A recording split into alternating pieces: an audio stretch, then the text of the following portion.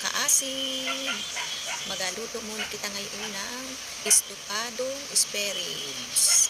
Ayan, spare ribs yan, hindi pata. Magaluto muna kita. Papalambutin muna natin yan. Tapos habang pinapalambot natin ay magabalat kita ng saging. Yan ay binili ko sa palengke. Hindi ako nagpawala ng saging na saba. Pagka nahabdi ang sikmura ko, yan ang inakain ko. Buting hirap kaya mga kaasid pag may ganitong sakit. Kailangan laging may laman ang sikmura. Ayan na.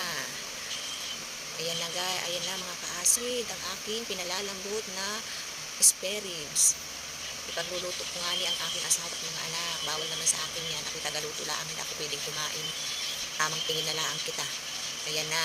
Luto na ang aking estopadong spare ribs. Pinapalapot ko na lang yan para yung bagang sauce niya ay nakakapit sa karne. Kaya kailangan natin palaputin. Ayan o. Takam na pero bawal sa akin. Bawal ang karne. Bawal ang mga hindi natutunaw. Mga kaasid, tamang tingin na lang kita. Kita ay tagaluto na lang. Iting hirap nga ni. Talagang tiis-tiis muna.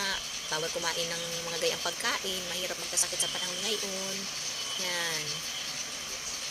Tamang tingin, tamang amoy.